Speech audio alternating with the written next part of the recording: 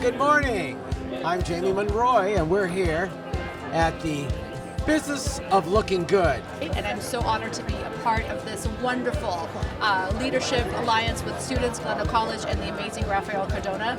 These particular events help bring another perspective to students as to what opportunities there are in the business community and, in fact, how they can enter into it. I'm an auto broker, and I would love to learn more about how to be a better entrepreneur, maybe some tips and tricks and business tactics, and that's why I came here today.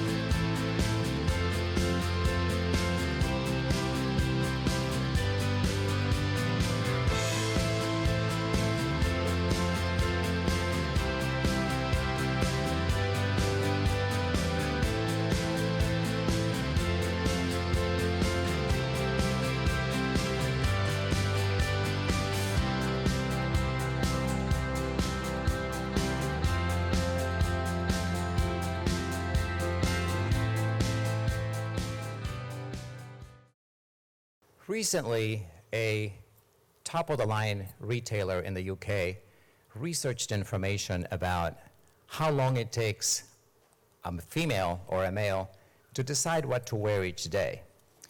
And the findings are not surprising. For men, it's 14 minutes on average. For women, it's 17. American Psychological Association reports that on average, each of us makes about 30,000 decisions per day. That's about 2,000 decisions per hour, or one decision every other second. That's a lot of decisions, isn't there? What does this all mean?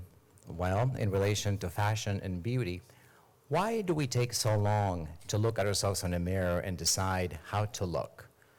What color makeup to wear for the ladies, the lipstick, the eyeshadow, the gown. For the guys, is it the jeans, is it the suit, the khakis? And archaeologists and psychologists have determined that it's due to one single reason. And that reason is we want to express who we are. We want the world to know how we are inside. We want to make an impression. And if we are lucky, we will be memorable. Fashion and beauty. Welcome to the business of looking good. I'm Rafael Cardona. I am an instructor of business here at the college, and I am very elated to see all of you here today. Thank you for joining us.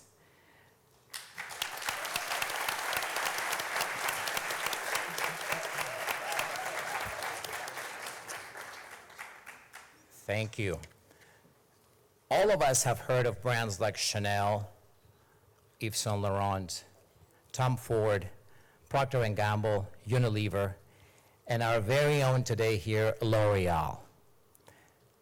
These brands have captured the behaviors that I talked about a minute ago, about us deciding how to look each day. And these corporations have turned these behaviors of ours into multi-billion-dollar businesses. And so what's in it for you being here today is an ability for you to explore through the eyes of our wonderful panel today what it's like to follow in their footsteps, to pursue careers in fashion and beauty, which together add up to over $1 trillion in value per year. It's 380 for the fashion business, and it's 280 for the beauty business. That leaves opportunities for all of you here today to consider a career in this wonderful industry. So before I introduce our panel, I would like to bring up to the stage here 3 people who represent 2 different organizations that are key in the making of this event. The first organization is GTL, the Global Trade and Logistics Consortium. And in a minute, I will ask a friend of mine and colleague, Janine Tazar, to talk to us about GTL. I will also introduce the Entrepreneurs Club, or Entrepreneurs Alliance, which is a student business club here on campus, and I will introduce you to their leaders. Janine, would you please come up and talk to us about GTL?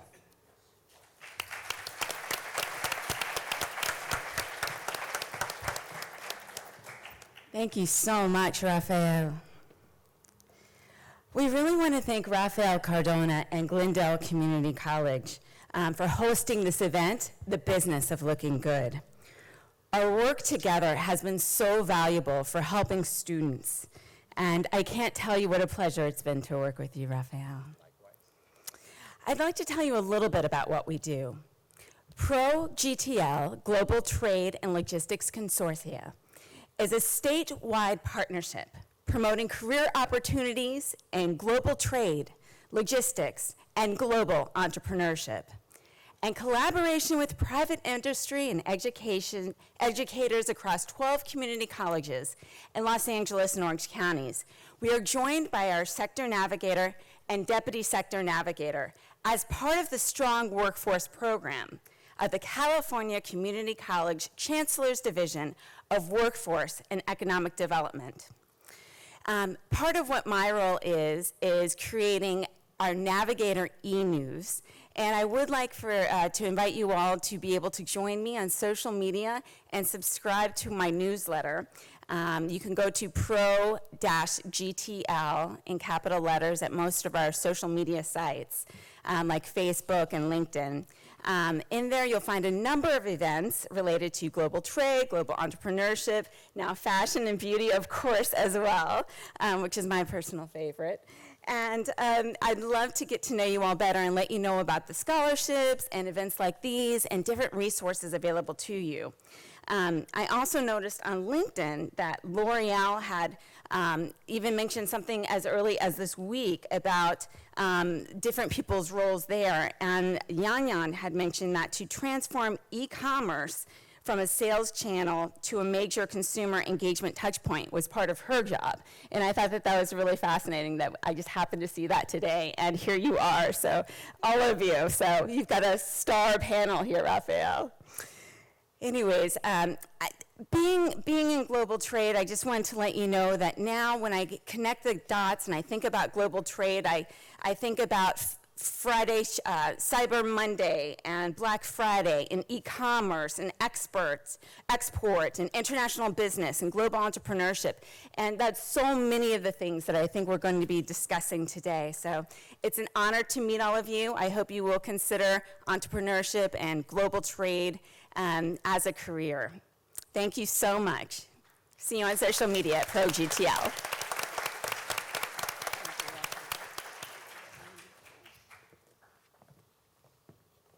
Thank you, Janine, for sharing that valuable information. The second and last organization that I'd like to introduce to you is the Alliance of students that are here with us, two of them. Katia Karapetian and Eric Salas will briefly, well, I want to briefly mention before they come up, well, actually come up here if you would.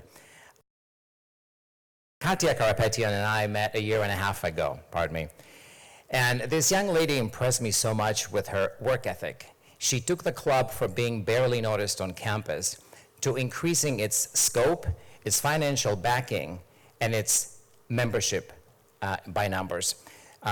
Recently, Katia was admitted to UC Berkeley, and I would like to all of you help me give her a round of applause, because that is,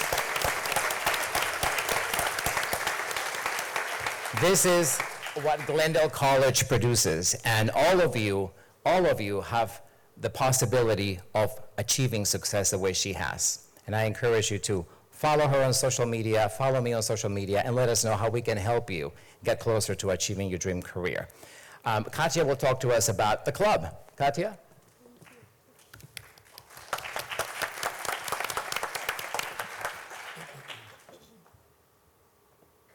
So the Entrepreneurs Alliance is a community of students who want to start their own businesses.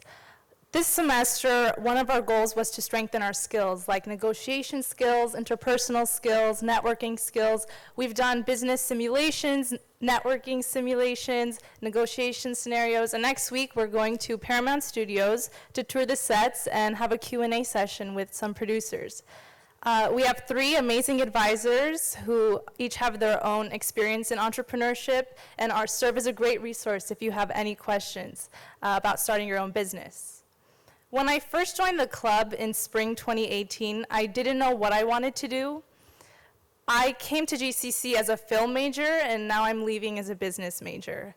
I had the opportunity to participate in delivering a business pitch to the business division here at GCC, and that transformed my interests.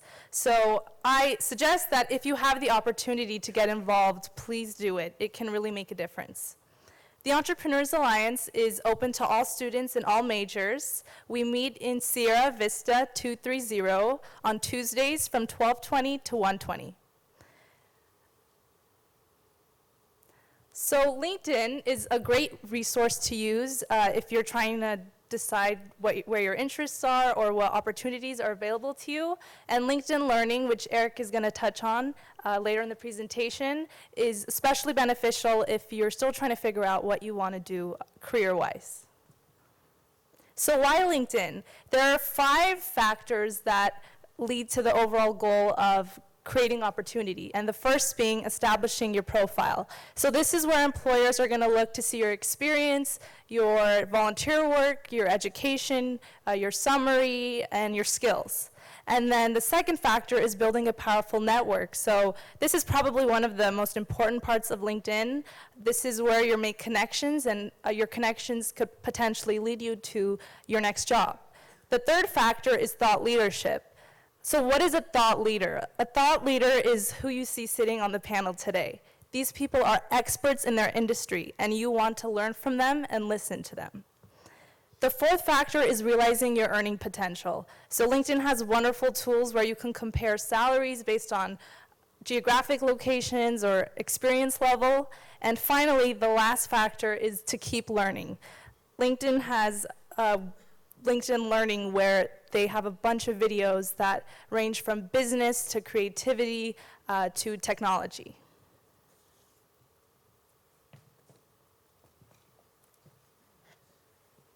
So as Katia mentioned, business, technology, and creativity are the 3 main categories you can search from when looking in LinkedIn Learning.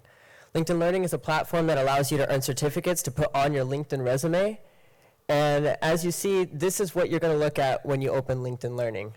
To start with, I think LinkedIn Learning is a lot easier to navigate than Canvas. Personally, I think Canvas is a little too difficult at times. LinkedIn Learning is very simple. It has a search bar, as you see right there, where you could search for any categories you're interested in. The second thing you're going to see right there is the progress bar. Something to note is that you can stop at any point in the middle of a course and resume it later on with a progress bar. I know we're all very busy. Each course has a different set time. There's 30-minute courses, hour courses. I've done courses on my lunch break before. If you're not sure where you want to start, I suggest going to the trending or recommended videos.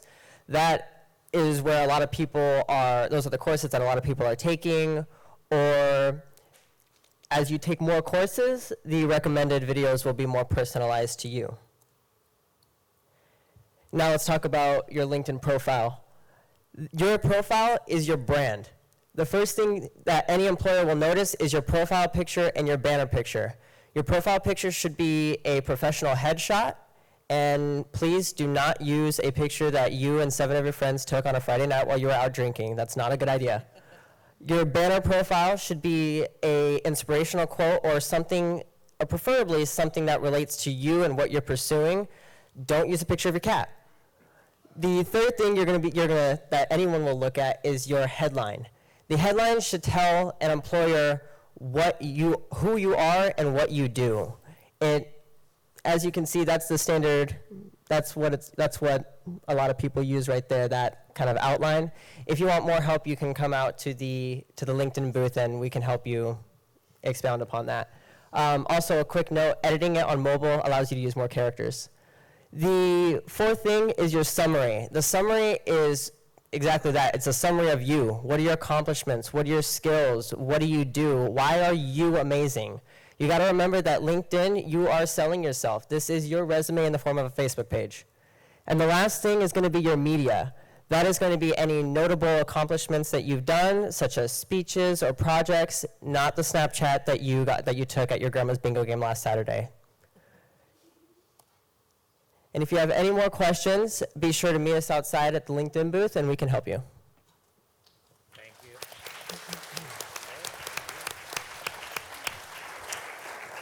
Thank you, Katia and Eric.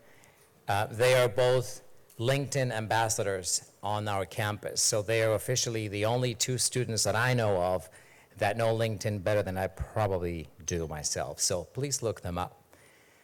Well, now we get to the part that I have personally been looking forward to, because this is a part where I get to play with people that I admire and know and have worked with in the past. And so let's look at our wonderful panel and get to know them just a bit. Allow me to read off to you what their background is. To my left, on the far right to you, is Jamie Monroy. Monroy is an established stand-up comedian and top warm-up personality. His television career began very early on television on a show called Solid Gold before the advent of MTV. If you can imagine watching no videos but just dancers dancing to music, that's how far back we go. So he's a veteran in the industry. I enjoyed that very much. I am, and so did Watching I. dancers dancing to music. Yes. And by the way, if you have pictures of yourself from last Friday night, drinking with your friends, having a good time, please text them to me. I want to hang out with you. He's known in Hollywood as a warm-up kid. He has revved up or made people laugh at several shows, TV shows, such as Facts of Life and Cheers, Lucille Ball's very last show, Live with Lucy. Over the course of his career, he's worked with everybody from Rosie O'Donnell to Jay Leno, Jim Carrey, Bob Saget, and the list goes on. Two big names that all of you probably have heard of is Bob Hope and Michael Jackson. Monroy is the only comedian to have ever opened for the late Michael Jackson and to have toured with Bob Hope, who is a world standard in the world of comedy. So he has been very blessed to be known in Hollywood for his talent. Let's give him a round of applause, please.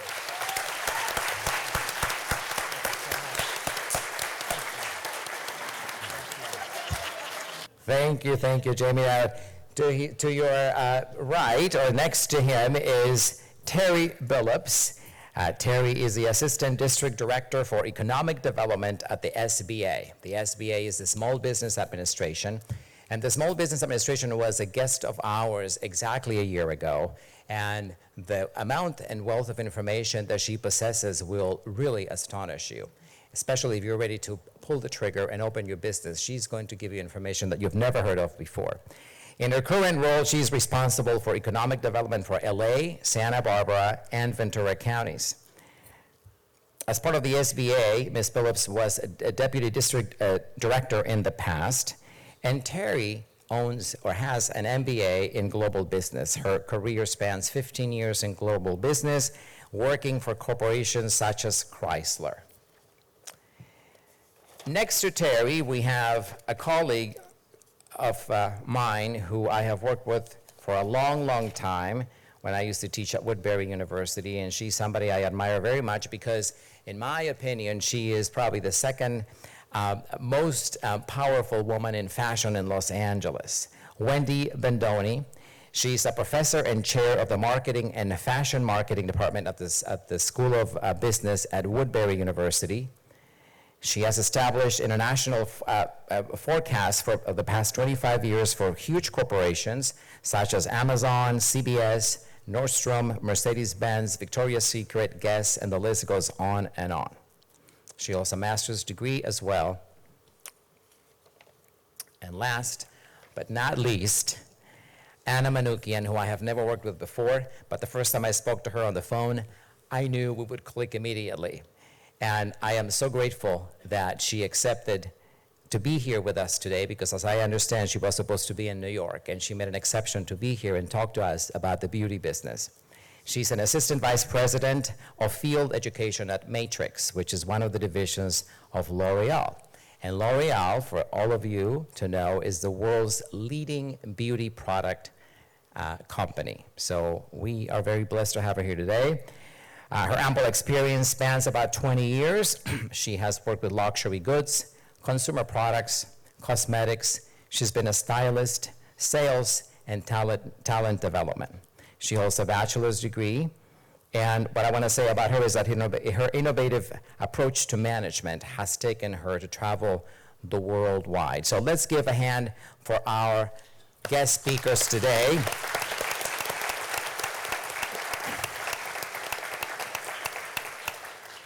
And begin some questions that are going to be educational for all of us. And I would like to begin with Anna. And thank you for being here again. And just talk to you a little bit about the beauty business. The traditional view of beauty industry is fairly shallow, and so I have read, and kind of one-dimensional. Can you give us an overview of the opportunities available, and what drew you into this industry, first of all, maybe? That's what I should ask. What drew you into this industry? So what drew me to the beauty industry is, I was actually a receptionist in a salon, and it wasn't anything that I even thought about doing, and I was watching all of these professionals, day in and day out, make an incredible amount of money, have a lot of flexibility, connect with their clients in a really meaningful and on a really human connection level. And I thought at some point, this is actually not a bad way to make a living. And so that was my entry into the industry. That was over 24 years ago. And since then, I've actually had the opportunity to go into the business side of things. And, when we think of the world, of beauty, often they say it is, it's a very shallow, one-dimensional, the career path is only going to be from a consumer side of things, or you're just going to be, an actual stylist, hairdresser, makeup artist. And what I've come to learn is that the richness of opportunities, I'm having a little bit of mic issues. Shall we? I'll keep talking, just let me know if there's anything that needs to be remiked. So in any business, you guys, one of the things that I will say is learn a tip from Jamie and take a class in improv, because this kind of stuff happens all of the time. You're gonna have a presentation and you're gonna be like, I've got it, I'm good, I know what I'm gonna say, and there's always a mic that does not have your best interest in hand. So learn to tap dance really quickly.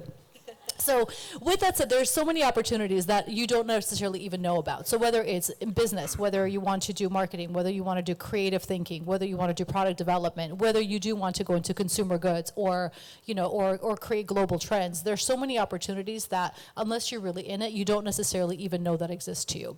And so, one of the things that I think is my favorite is, we tend to spend more time with people that we work with than we do with the people that we actually really love in our lives. And so the opportunity within this specific industry is that it is very reliant on human connection and on understanding the psyche, the emotional connection, and what really gets people to connect.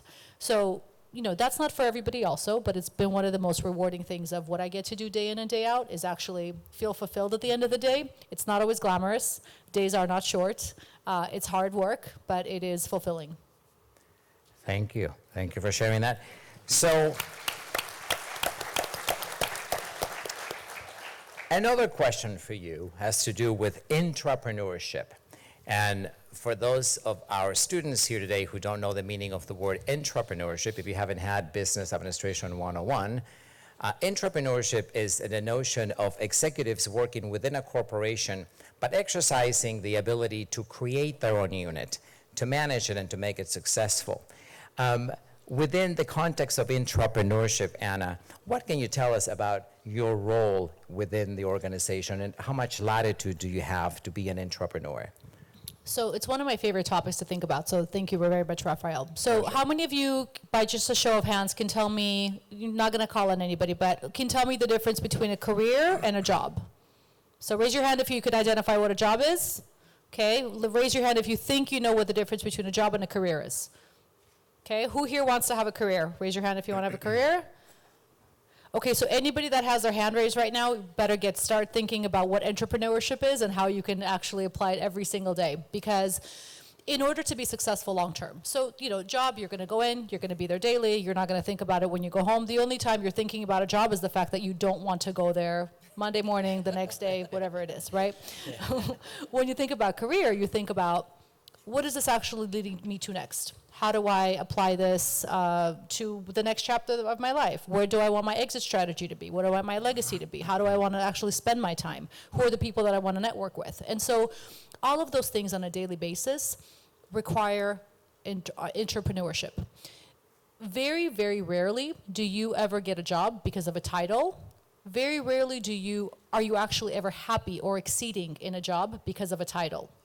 And so looking at creative thinking, looking at solving problems, looking at creative solutions, looking at the needs of the market, looking at, if you're only doing a position or a job, right, because of the responsibilities that's on a resume or the responsibilities on a job description, you're not going to have long-term success. Even if you happen to have some success, you're not going to have any personal satisfaction doing it. So because, a career is a marathon, it's not a sprint, the sense of entrepreneurship and continuously looking at, how do I keep myself thinking creatively? How do I come up with different solutions? How do I not get bored and burned out? Becomes essential, not only for the growth of the company and what you're doing, but also for just the long-term life satisfaction. So it's essential. Yes, it is indeed. So this notion of thinking out of the box and looking at the world as a smaller place, given the advent of the internet and technology, where the markets now are so small. What can you tell us about trends shaping global business today in your experience and your expertise? So trends shaping global business, thank you. So when you look at, trends 20 years ago, right? You used to have them originated in Europe, then they would make the cross the way to London, then they would jump across the pond to New York, they would get to LA, and then, about 5 years into it, then the Midwest would adapt. I miss those days. As with news, as with everything in our life, trends have also become very, very quickly adaptable so the world has become such a global marketplace, right? And so really one of the biggest things that has changed is, when we look at the business of beauty, is no longer are the people, no longer necessarily at the people at the top making the decisions of what's going to be considered the next trend or what's going to be considered the next cool thing or the next thing to have. With social media really dominating, what we think, what we buy, who we follow, who we interact with, that has reshaped business, and it's actually caused all of the, all of the large companies to completely relook the way that where they spend their advertising dollars, where they spend their marketing dollars, because everything now is really driven essentially ground up. And so the importance of knowing the consumer and the importance of that human connection and almost having your ear to the ground, whether you're like at the very, very top executive leadership or whether you're somebody that's just entering the industry, is really important right now. Yes, indeed. Social media has had a way of changing the way marketers work and address audiences worldwide. Well, thank you for sharing that. Last question for you would be, as a woman leader in your industry, and given the turnout today, we have at least half of the audience being young females aspiring to follow in your footsteps. What has it been like for you being at the leadership of a large corporation like L'Oreal, being the premier beauty company in the world? Tell us a little bit about that, if you would. Ooh, women's rights, my favorite subject. So all the guys in the room, who's really excited to talk about this right now? Okay. They are. No, it's good. You know what? For a happy girl in your life, happy life. I'm just saying. So it's good on many levels. There's not a better time for women's leadership positions and everything else, right? With that said, most of the positions in leadership are still held by men. And so with, when you think about beauty specifically, the assumption is that it's very female dominated, and it's not. It's still, we're still only about, at the leadership level, we're still only about 30% of like the executive side of things. And so I think, I think something that's important for the women in the room, as it is for the men in the room, is don't tell yourself a story of why you can't do something. And don't believe the stories of people telling you why you can't do something. Sometimes I almost feel like, you have to go above and beyond a bit to prove, whether the strength that you have, whether the experience that you have, the longevity that you're going to have, all of those things. I think it all comes down to really having a strong personal brand, right? Because, I mean, there's so many things that we're not going to be able to get to today, of like the societal things and, cultural things and everything else. But if you're looking for, one of the things I've been saying lately is, sometimes perceived value is as important, in certain cases even more important than actual value. And so what you want in the world, you have to create, you have to put out there, even if you're not 100% the expert on it yet. Don't minimize your voice and don't say, I can't do this because. If you can't do something, you don't have the skill set, you go and learn that skill set. But don't ever sell yourself short. I think now the opportunity for equal leadership positions and everything else it's more available than ever before. But at the end of the day, man or woman, the talent is really hard to find. Good talent is really hard to find. And so showcasing like what you have, showing up, looking the part that you want to look, looking the part, showing up, and not saying no to things that are appropriate, right, is most of the battle. And so I think that would be and just go after it. Don't let anybody tell you can't. Don't let your gender determine the potential of your career. Your gender, your affiliation, whatever the case may be, sexual orientation, whatever that is. Thank you very much.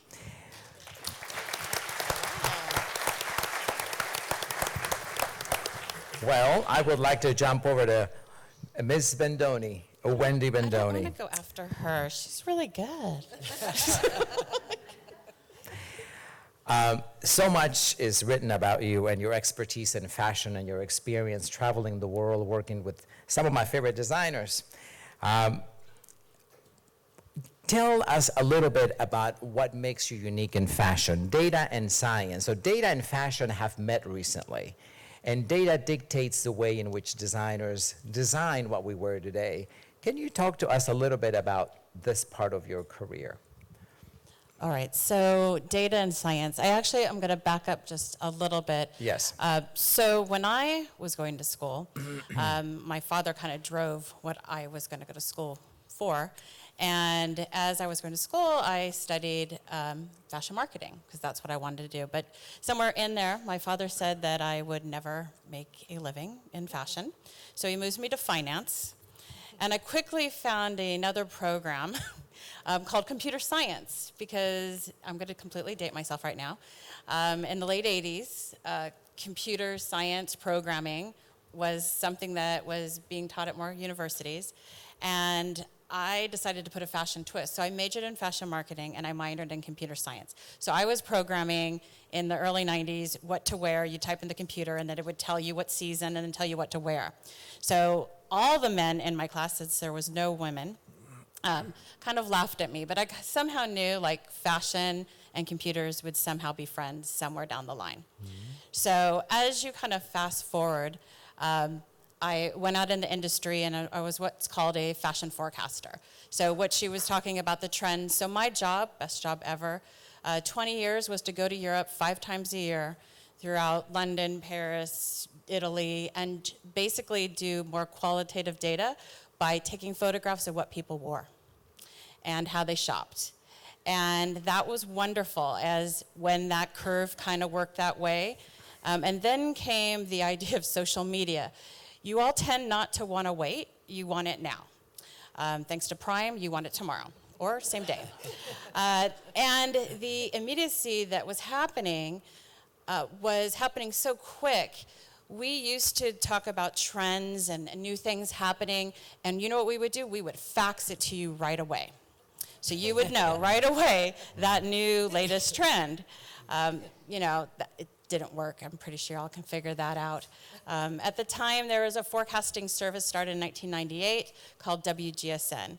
WGSN was the first kind of online trend spotter. But not just trend spotter in fashion, trend spotter in all kind of lifestyle. Then what started happening is that I was finding more information by monitoring social media. I was finding more information by reading data. So I'm kind of a data nut. But I contextualize data to actionable data. Just say that and people will listen. And actionable data, not just a bunch of numbers, but something you can actually do something with. Then I started getting into visual data. And what that was really doing is I started telling retailers and manufacturers what color people were actually liking and buying or talking about in a positive way. I call it research. My daughter says I stalk people. I constantly looking at positive, negative things that you guys like, and that kind of turned into data science research, very, very loosely using that term. So part of my job now is also to consult at a big trade show called Magic. It's the largest fashion trade show in North America, happens twice a year in Vegas.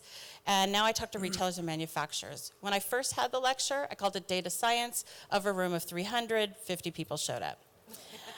I called it trend science. I quickly learned that the industry is like my students. It filled. Everybody wanted to hear about trend science. So it's the idea of monitoring what people like and what they don't like. As a brand, you don't get to make a lot of mistakes. Buying media, like I believe Just Fab, I know it's being recorded, so I'm not exactly sure, but I believe it was about $12 million they spent just on Facebook ads.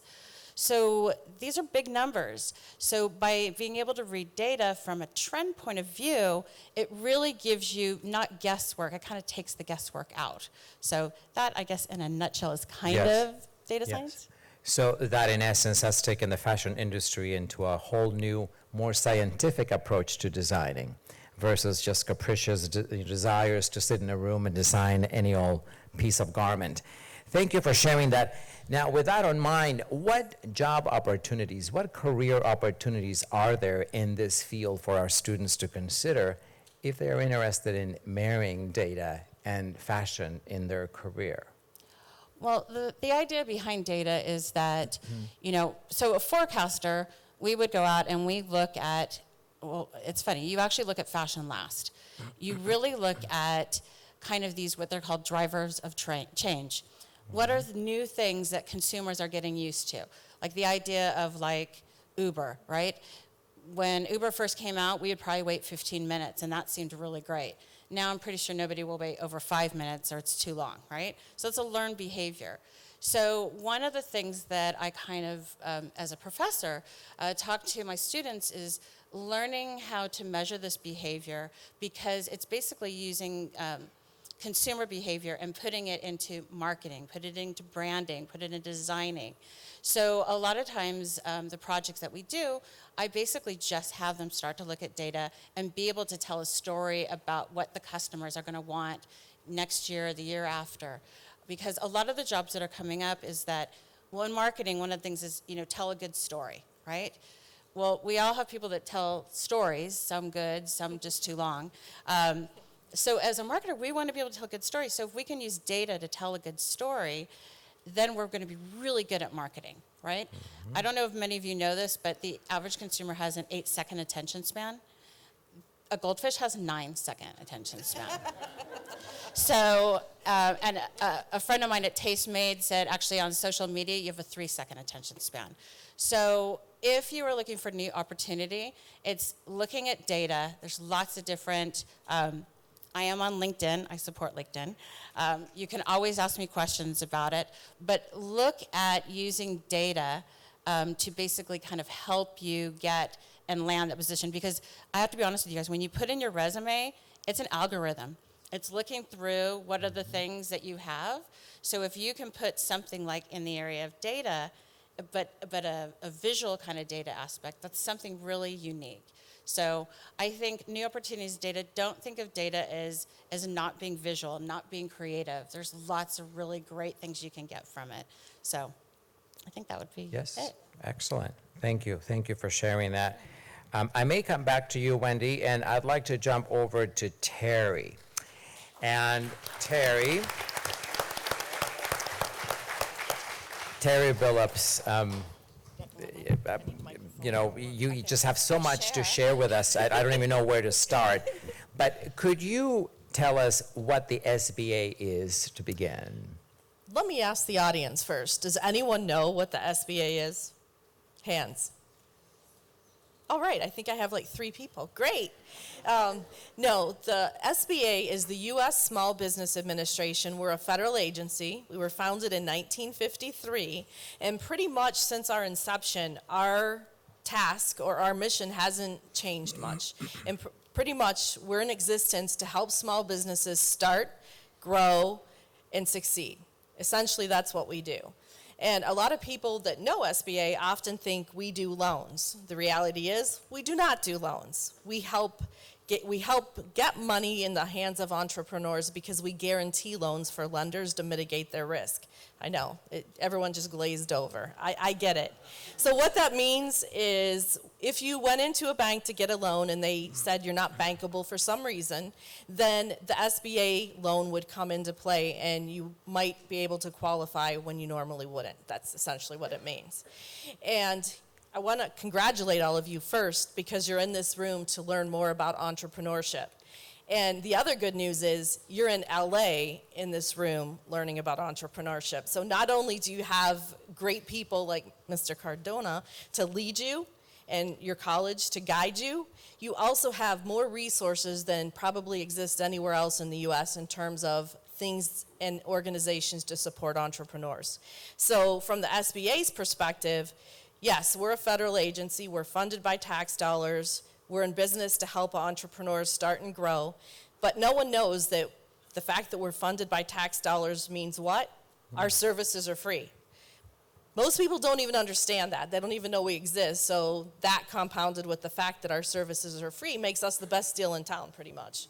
And since we're all taxpayers, if you're not using us, you're getting 0 return on your tax dollars. Just saying.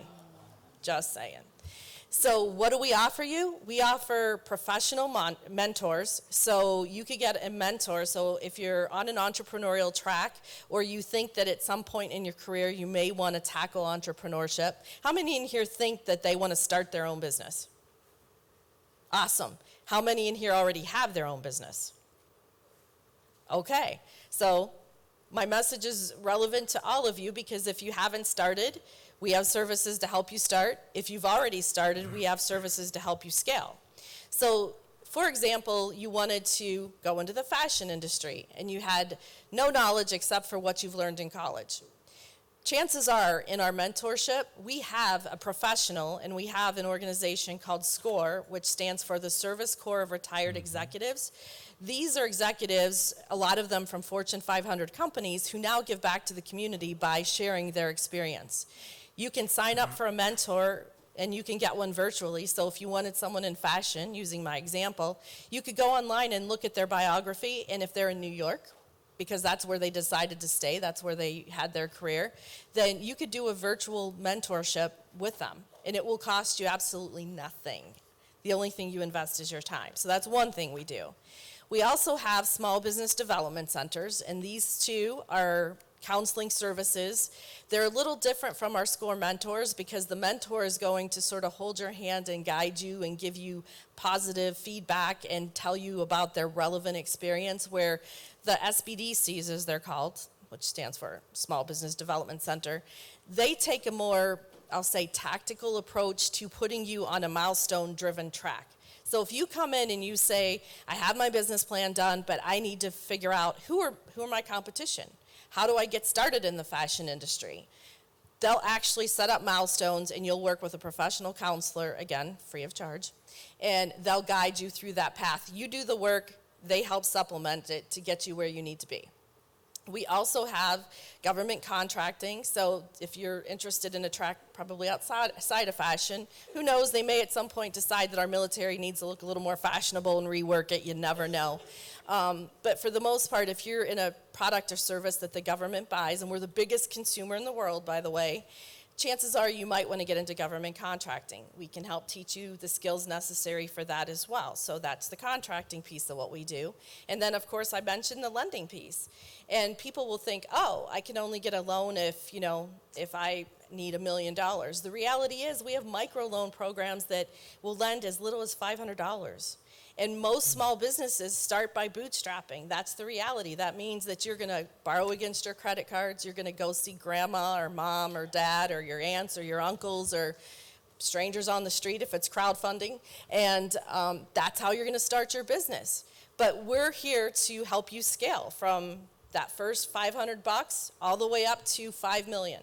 That's our highest loan that we give, which can actually, if it's a building, go up to $20 million, but the SBA only will back the $5 million. And as I understand, some of the major corporations today started with SBA loans. Am I correct? That is true. I don't know if any of you ever heard of a company called Under Armour. Anyone? SBA loan, started in his grandmother's basement, actually. How about, anyone have yogurt for breakfast this morning? Yes? Did you have Chobani? SBA loan. Right. Anyone going to Chipotle for lunch? SBA loan. Right. Anyone have a Mac, an Apple computer? SBA loan. So not only do we help small businesses that are maybe micro businesses working out of their bedroom at home or in their dorm room, we have businesses that started there as well. The reality is we help global businesses start. So again, from a scalability perspective, you have the idea, we're here to walk the walk with you. So the SBA.org, is that the website that our students could Nope, consult? It's www.sba.gov for government. Don't get hijacked. Lots of times people are trying to hijack you and get your money. If it doesn't have the .gov, don't do it. The other thing is for SCORE, that one will be score.org, so www.score.org. If you go to the SBA page, you can actually put in Los Angeles and go to our webpage, so we list our events for Los Angeles, Ventura, and Santa Barbara counties. Thank you, Terry. Thank you for that valuable information. Just a quick announcement. So the sign-in sheets are going around. Please make sure that before you leave, you sign so you get credit. Also a reminder that a quiz will be issued in the next 48 hours. Your instructors will have access to it and be able to post it on Canvas. So just keep that in mind if you would. And so our next celebrity, we'll call celebrity, Jamie Celebrity Star. So the angle that I take with you when it comes to fashion compared to Wendy is that you help brand the fashion industry in a very different way. And my statistics show that approximately 50% of beauty and fashion product brands are discovered via celebrities. And you play an important role in that. So I was hoping you could share with us, what is the magic about the red carpet? And what is it that makes us gravitate towards celebrities and emulate what they do and what they wear? Well, I hope you don't mind if I stand. I'm going to get up a little bit here. First of all, this is riveting. How about a hand for Anna and Terry and and Wendy. Weren't they incredible with their information? These are corporate, hardworking ladies really making the world a better place. I'm so impressed listening to, you guys are in the trenches, the 50-hour work weeks, and you have your families, and you do your job, and then you're taking time to be here to talk to this incredible new generation of young people that are going to be at an SBA loan. I was blown away by those statistics because with the people that you've worked with, because L'Oreal we all know, and with the Chobani or the MAC, and who else did you mention? Under Armour. Under Armour, of course, Why do we all know them? We all know them because we've either heard it, we've seen it on TV, or we've seen it on the internet, and that's branding. That's advertising. That's through my industry, and these pictures that I brought from the daytime Emmys 72 hours ago. I didn't change clothes, so don't get too close, I stink. But mostly what I wanted to share was that all these beautiful ladies here, by the way, before we go into that, I want all the guys to stand up in this room. That took guts to show up here. Guys, get all the guys to stand up for a second. Ladies, give them a round of applause. These are good guys that came in here to learn about the business of looking good. Some of you guys are bankrupt. But we can rebuild through the SBA loan. Right? Get a little interactive. We can keep from getting, too stiff. I'm from Lincoln Heights, East Los Angeles. One of my Might mean hermanos is right here, down front, right? No warrants. No warrants, okay. So he showed up here today. And I think the men are most intimidated because we see the ladies in the gowns. We hear this wonderful conversation about what you look like. I'm more comfortable in T-shirts and jeans. Right, guys, right? And I'll keep it down. There's a guy trying to sleep in the front row. I'm more comfortable in jeans and a T-shirt, but here's what I had to learn. Compartmentalize. When you're at home, you could be in the T-shirts and jeans, but when you get up and you come to class at the great Glendale Community College, you want to be comfortable, but you're in class with professors like Professor Cardona, and you might be walking down the hall and see a friend, and you don't want them to think that you're some, psycho or something, or you might see a girl that you might want to be able to walk up to and introduce yourself. So, ladies, does it matter what a guy looks like or how he's dressed? They all notice, dudes. They all notice. Does this guy have a car? Ah! That's a bus pass for sure, right? So, should we be judged on what we wear? No, we shouldn't, but it's the way it is. Get over it. So, as to not have it consume your life, I don't want to walk around in this tux all day, I'm going to go home and I'm going to get in some sweats, run my errands or whatever my next task is, but just find a way to understand we live in the greatest time in history because we now have the internet. By the way, it was my generation that invented it, our generation, okay? But you guys are taking it and polishing it and taking it to the next level. So yes, the internet has become the new retail store window. That's where you check it out. That's what you see what you like. Some guys wear the caps. Some guys grow out a beard.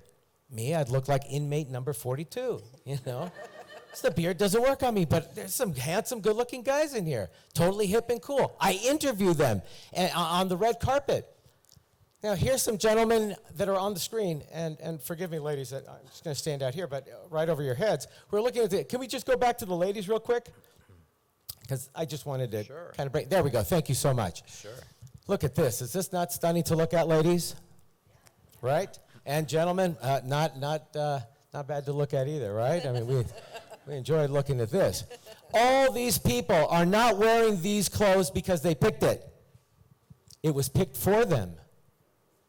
That's why I'm here. I'm here to give you the real deal of what's going on behind the curtain, okay? Who do you think picked out their clothes? Designers. Wrong. Stylists. But who are stylists being approached by? The designers. There is a rhythm and a step that leads to this. And what are these ladies wearing this for? Because we have over 250 paparazzi, news media crews, and entertainment crews, all vying for that picture of that person because they sell it. And that girl wants to be photographed. Victoria here, who's on, I don't know, can you read some of the names? Is it legible? Victoria, let's say, from Days of Our Lives. She wants to get picked up next season for her role, which is maybe just recurring. Robin Givens, who we worked together on her series, Head of the Class, which she was married to the boxer Mike Tyson. Thank you. He's not pictured here. But she's looking to get work. It's all about visibility, right? Let's look at the guys. Let us. Look at these gentlemen here. How do they look, ladies? Stiff, right? Some, right? They don't look relaxed. How many of the guys have their hands in their pocket? Like most of them. Usually 1, 2, 3 across the top. Okay? And this gentleman here, don't want to single people out who looks good or not good. This is my buddy Wayne Brady, very funny guy, a brother in the house, And this gentleman here, I don't know. Ladies, do you feel comfortable with a guy not wearing a jacket? He's got a vest and a T-shirt. I don't know. It may become a trend, right? I've seen how many guys have seen T-shirts now that come down to here. They look like diapers. Does a girl really want to go out with a guy in diapers? Right? So, but the minute that becomes a trend, The retail stores are going, order the diapers. That's what's hot. Gentleman over here, Seth, who I know over on General Hospital, you know, nicely dressed, and but with the coat open. So what works better, with the coat open or coat closed? Closed. And is my jacket open or closed? Closed. Right, because I learned. I'm more comfortable like this, okay? But then we see, you know, my Burger King.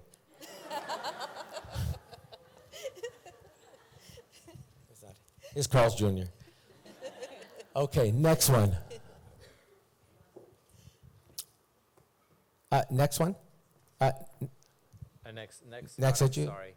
You mean the next photo? Oh, sorry. Yes, next photo. Okay. Thank you, Rafael. You know, before you do that, though, I have a Yes. question for you. Yes. Okay. I'm sorry. I'm going to go back a second. Because I'm asking the questions today. What are you wearing today? After all that, what am I wearing Just today? wondering. Well, I happen to be wearing a Hugo Boss. Okay. Now, what? Thank you so much.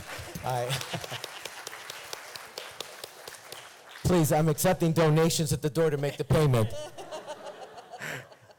There you go. There's your next slide. Yeah, us guys certainly don't have. What do you do if you don't have that kind of budget, right? You find it. You find it. Well, there you go. You find it, but you set goals for yourself, Absolutely. guys. Whatever feels comfortable for you, that's what you focus on, you know? Because you can't fake it. You can fake being mad, but you can't fake being funny. So either I've gotten some laughs here, or it's not real. Same thing with the way that I think that you come across, you know? But definitely, I think, compartmentalize. If you would like to wear a hat, you know, and you got that dirty hat that you wear at the garage sale, don't wear that one at the job interview. You know what I mean? Wear the nice hat, you know what I mean? If you're going out on a date, if you're going to present yourself anywhere, because people are watching and people are making, you're making an impression, you know? But as far as what am I wearing today, it really does matter in my industry, because my industry is specifically cameras and the entertainment industry, which is driving those products.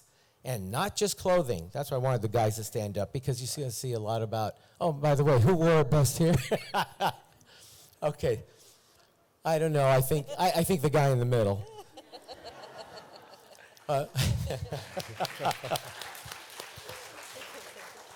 This picture was taken arriving at the daytime Emmys just a few 72 hours ago. And what I wanted to demonstrate here is breaking the rules. Like I was mentioning, the guys with a hat. Don't feel bad if you like to wear a hat, or you like to wear a beard, or however you feel comfortable. You don't have to be in a Hugo Boss. Rock whatever works for you, but just make sure it's the best, right? Everybody wears black at these events. What color is my jacket? Right? Well, no, I mean in the picture. Blue, right? Guess who stood out in front of the paparazzi at the daytime Emmys? Jamie, okay? I don't have a soap opera, and I don't have, let's say, their visibility, but I did that day because I brought it like a star, just like them. And although I work in e-entertainment and many different news outlets, and I'm recognizable wherever I go, people, hey, we know you from something here or there, the fact is that I'm branding myself because recognition leads to jobs. So this is when they talk about branding and about what your image looks like. And I just want to share for the guys that, you know, this includes us, you know, and don't have your hands in your pocket, although it's comfortable. But when you're talking about it, stand up straight. That exudes confidence. Really? Should I be like this talking to you, or like this? Right? It's right here. It's right in front of your face. You can see it. Thank you for sharing and for making us laugh, more importantly. You're adding... Thank you. You're adding an element to the presentation that I don't think I could have done nearly as well as you, so thank you for that. I guess my last question for you is, given the line of work that you do, what kind of jobs are there available for students? You mentioned the word styling. What other positions, what other opportunities would there be for people interested in working in fashion? Anybody here like to pick up a camera? Anybody like to work in video? How about you're good on the computer and like to don't maybe not shoot the photos or shoot the video, but get the content and then lay it out on a sequence and tell a story. Here's how we started. Here's how it grew. And then here's how we end. Everybody has a part to play. It all requires, it takes a village, as they say. We had over 500 people on our crew to put together a 2-hour show. How is that possible? Because like when you go to see an orchestra, hey man, there's a guy that's on the tuba or that big drum, and maybe he's not playing the whole time, or she. But when we need them, we need to know they're there. So you may be on the crew. Okay, what's on the crew? That's local. I met a girl here who wanted to be a makeup. Where's my makeup girl? 701. Yeah? She left to go do her makeup. Anyways, I like to inspire people who have a dream that other people, your family, friends, or whoever, it's like, oh yeah, you're going to be a makeup, eh? You know, yeah, it can happen. There is a union. Local 701 is the makeup and hair people. So we have crew people, okay? We need these cables. Somebody laid these cables out. Somebody laid the microphones out for us to be able to do this presentation. Right now, there's people in the booth watching and monitoring and ready to queue up the next photo and the lights. It's all a presentation, and we need all of you. Everybody here could be cast in a role. I always ask, there are the two most important questions in a person's life. One, actually, the most important days of your life. There are two. There will be many, but specifically. One, the day you were born, and the second one, the day you realize why. What is your passion? Once you find that passion, you're at a generation now where they have a job around that passion, and you can start to work at it. And as far as zip codes, that has now been zeroed out, because through the internet, you can find fashion. You can find, I want to be on the crew. I'm into lighting. I'm more of a gadget person. Let me hook up the tripod to the camera and set the lights. No, I'm more of a computer guy. And you can follow that road in that direction, and that's how you get into the business of you. Excellent. Thank you for sharing all that information with us. Okay, so at this point, I'd like to open up to Q&A, and Marisa Zakaria, Professor Zakaria here to my right, to your left, will be walking over to you with a microphone. I understand the SBA does guarantees of loans, but do you involve yourself much in small business incubators? Can you explain how that works? Yep. So the SBA doesn't have an incubator, but we partner with various organizations. So we work with lots of incubators. We work with chambers of commerce. We work with academic institutions. So we have a lot of programming that might be outside of what SBA directly funds. But through our partnerships, if you came to us and said, this is what my idea, and I'll just use biotech, for example. So I have a biotech idea, and I need to see if I could get into an incubator somewhere. I could say, oh yeah, there's a biotech incubator in Pasadena. So we can make those connections for you. And I think that's the beauty of coming to us, because even if we don't do it directly, chances are indirectly we have a relationship with someone to get you what you need. And for us, the most frustrating part is when a small business entrepreneur gives up because they can't seem to get over some hurdle. And I always say, come to us before you get that frustrated, because we can help you. And it might not be directly, but to us it doesn't matter. As long as our entrepreneurs get what they need to start, we're good. And at the end of the day, we want you to be successful, because you are what drives our economy. I mean, big business is not what employs most of us these days. It's small business. So please come to us if you need an incubator. And it doesn't have to be biotech. I just use that for an example.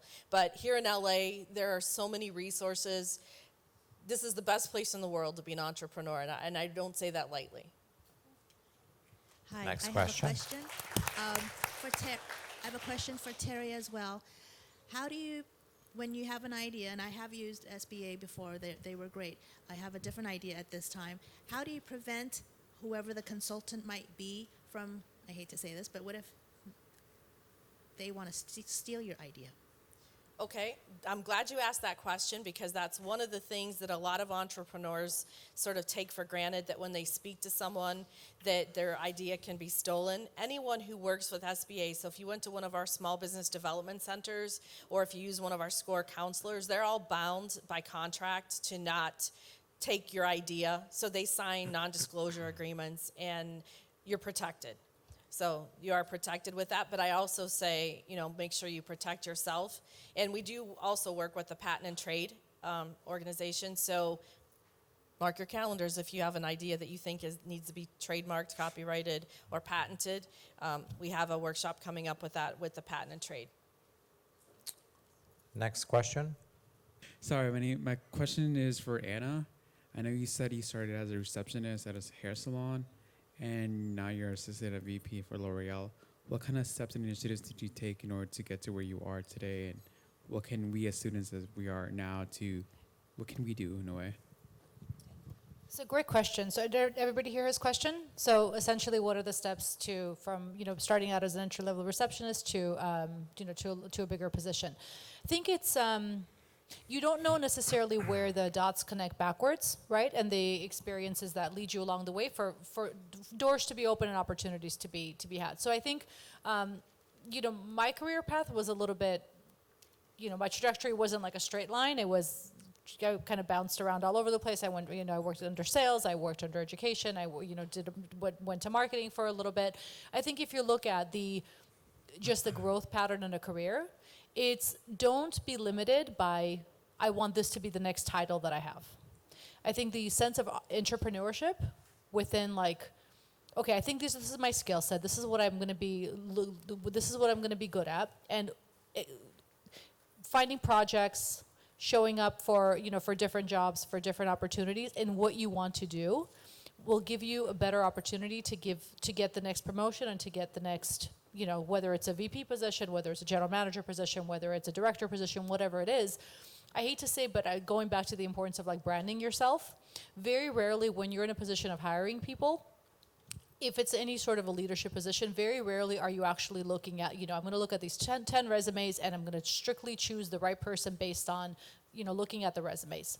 Typically in leadership positions, people are coming to you because they are already familiar with your skill set, with your work ethic, with your work style, with how you get success, but also how do you handle defeat, right? And so regardless of the position that you have, receptionist, entry level, VP, whatever it is, do your best to be good at it and do your best to create the value so that the people around you and that the networking that you're doing showcases, this is what my strength is, this is what I'm good at, and this is what I would love to partner with you on.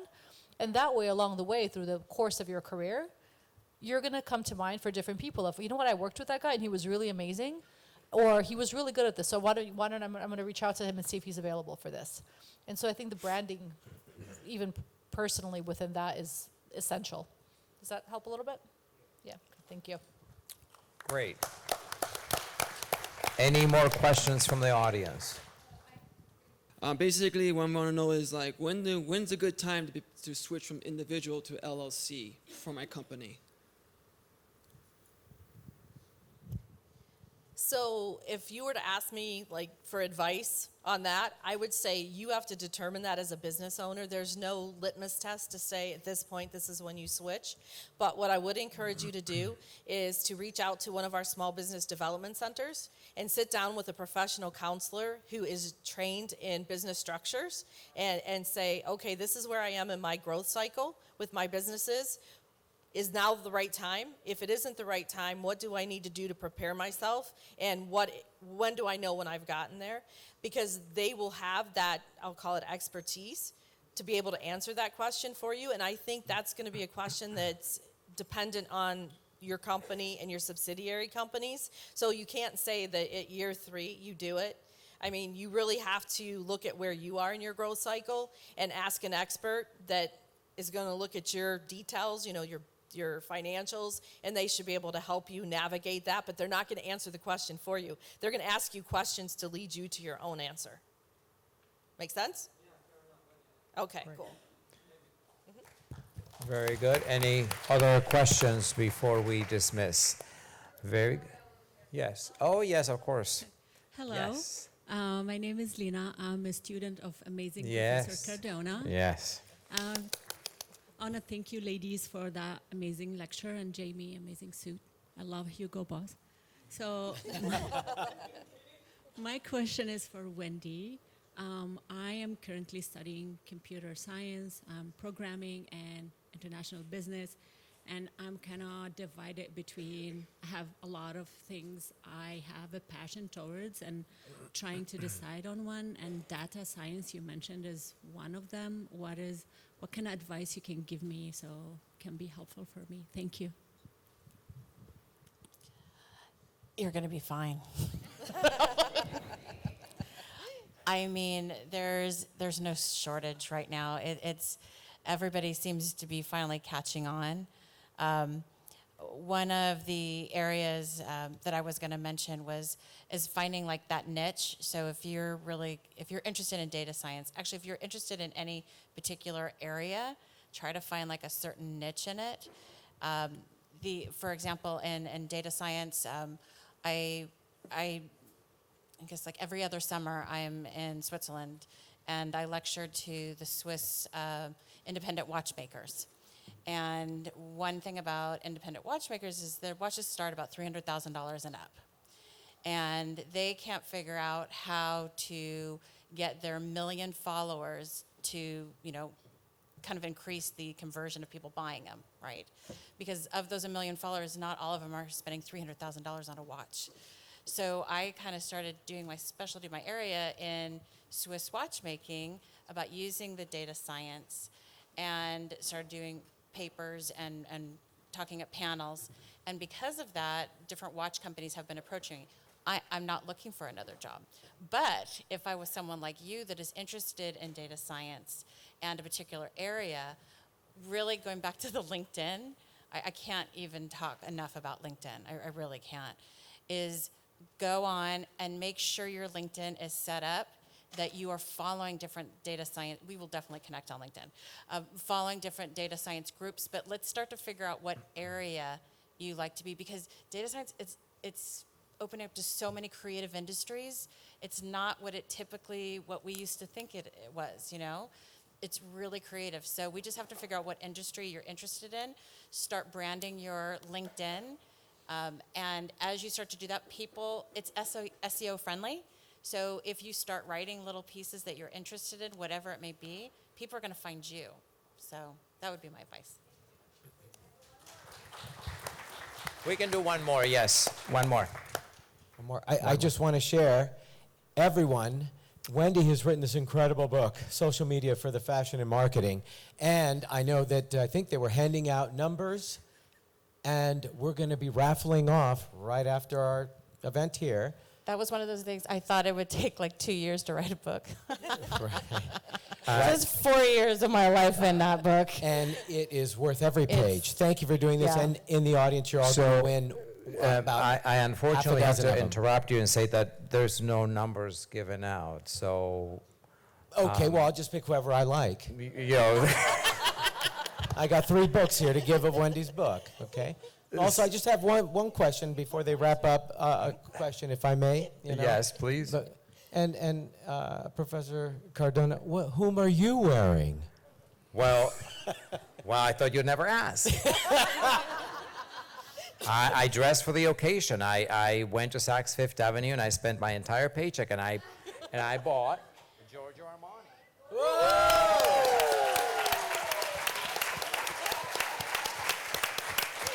From head to toe, baby. Giorgio Armani all the way. I shouldn't have asked. He beat me. Yes. Do we have questions on here on this side? Oh, please. All right, so we can all agree that looking good visually is important. I think to really complete that package, we should also sound good. And certainly everyone on the panel sounds really great. And I was wondering if you guys could give us advice on how to sound better. Because if we want to look good, we have makeup, we have clothes. But how do I get started in sounding professional? Why are you looking at me? No, I would say this is a very rare panel for me. Rarely will I meet some of the most brilliant people. I know Mark Cuban, other people very successful that I've had a chance to interview. But when you get them in this situation, I mean, they're as nervous, we can't be as nervous as you guys are, you know, coming in and being confronted to ask questions. But this is a very articulate panel and very smart ladies. And it's an honor to sit with you, really, and listen to you. But if you are like me, I started working when I was 14 years old in Hollywood at Paramount Studios, and it took off from there. Although we had some type of training in class, you know, there were some things outside of class, you know, how do you interact with people? How do you develop your speaking skills? Now, because of social media, you can go into YouTube and enter the search, public speaking. How can I improve how to speak in the video world, in the fashion world, in the construction world? And you can see the search results that come up. Start watching other topics of your interest and see what they have to say. Listen to the buzzwords they use. Listen to the way that they phrase sentences when they're passionate about what they're talking about that happens to be your particular interest. What is your particular interest? Do you have anything that comes to mind? You like what? Math? Okay, well that's boring. But math can be exciting. Without math, none of us would be here, because engineering to build this building and everything comes into math. So I would go onto YouTube and say, hey, learning about math. I'll jump in on that as well. One of the things that I have to do professionally is actually teach people how to publicly speak, because do you guys know that most people would rather be eaten by a shark than publicly speak? It's a true fact. It's the #1 fear of people. And so a couple of quick resources. Toastmasters is an organization that they're all over the place. It's really an amazing resource to be able to go and practice doing different types of speeches. Can't say enough really great things about them. The other thing that I've actually been doing myself and I've had my team do on a regular basis, and there's not a better place than LA, right, is start taking improv classes. And you might thinking, I have got no business being in the acting industry, I'm not into entertainment, I'm not any of those. What the art of improv does is actually teaches your brain to react very quickly to different positions. And you're able to break down that voice inside your head. Who's got a voice inside their head that's like, no, the one that's telling you right now what voice is that voice, right? And that voice sometimes is really limiting, because anybody that ever gets on stage is always nervous, right? They're always nervous. Everyone's human. The only difference is that they're able to work through it. So those two resources, YouTube, yes, is amazing. Toastmasters, find a local improv class. They're inexpensive, and you're going to be able to start to learn to think on your feet. The other thing is there is actually things like voice coaching. There are different things. One of the quickest, you guys want to learn a really quick tip? So anytime you have a speech coming up, fun fact, you get a pencil or a pen, okay, pencil and a pen, put it between your tongue and your front teeth, put it like that. This sounds ridiculous. However, try it out. And try to say the first couple of paragraphs of your speech, literally, if we're talking like this. It's funny, wait until you try it. What happens is that your tongue starts used to working on overdrive. So the minute you take it out, you're actually training your tongue to be more dexterous. So your pronunciation, your enunciation, your voice, focal inflection starts to get better. So that you can do by yourself, you can do it at home. One other fun fact is pick up a children's book. Okay, anybody that's in public speaking, pick up a children's book and read it with different moods. Because sometimes, most of the time, rather, it's not what you say, it's how you say it. So picking up the different types of inflections, I can get you really excited or really sad about what we're going to talk about. You can have the most exciting thing to say, and unless you're really excited about it, no one's going to pay attention. So there's so many different things that you can do for free. It's just a matter of putting them into practice. That's a great question, because regardless of what you do, your chances are going to be in front of people at some point, and just help start learning now. Great question. Thank you.